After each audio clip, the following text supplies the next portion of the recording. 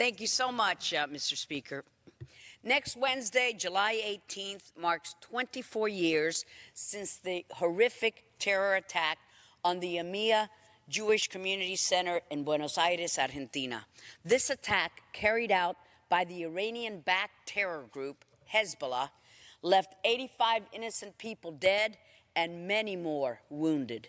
It shook the entire Jewish community in Argentina and all across South America, who were targeted by Hezbollah just 2 years earlier with a deadly attack at the Israeli embassy in Buenos Aires, which left 29 dead and 250 wounded.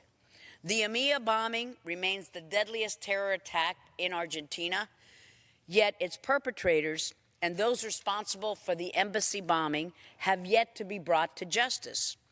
But that has not been for the lack of trying. In fact, Special Prosecutor Alberto Nisman had dedicated his life to identifying those responsible and to bringing them to justice. Indeed, my friend Alberto ultimately gave his life in this pursuit, having been assassinated just hours before he was to present his complaint to a court implicating then-President Cristina Kirchner and other high-ranking Argentine officials for covering up Iran's role in the bombings. In 2015, President Macri of Argentina made the brave decision to assign a special prosecutor to investigate and uncover the truth surrounding Nisman's death, which under the Kirchner government was ruled a suicide. But we knew the truth all along, and ultimately the official report released in 2017 confirmed that Nisman was in fact murdered, no doubt by those close to Iran and Hezbollah or those implicated in Alberto's investigation.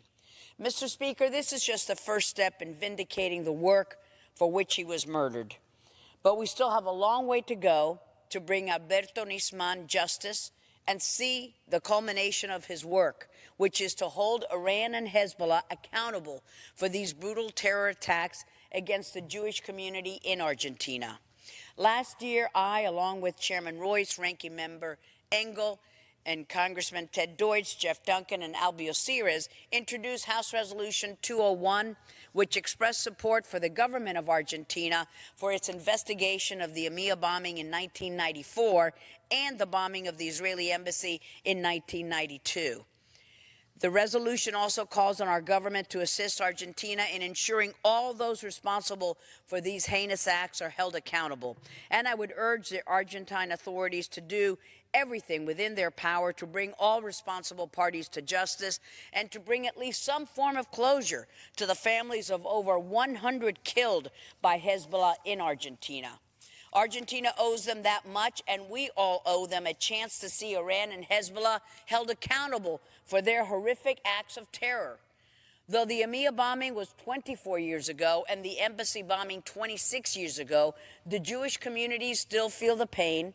And because Hezbollah is allowed to go unchecked in many places around the globe, they know that another attack may be possible anywhere in the world. To commemorate the AIMA bombing and in remembrance of the lives brutally, the American Jewish Community's Belfer Institute for Latino and Latin American Affairs will be co-hosting a memorial and candle lighting ceremony with Skylake Synagogue in North Miami Beach. The South Florida Jewish community holds this event annually to not only commemorate the victims of this attack, but to bring attention to the threat that is Iran and Hezbollah, as well as the hostility and the discrimination that Jews around the world are still facing, and the rising tide of anti-Semitism.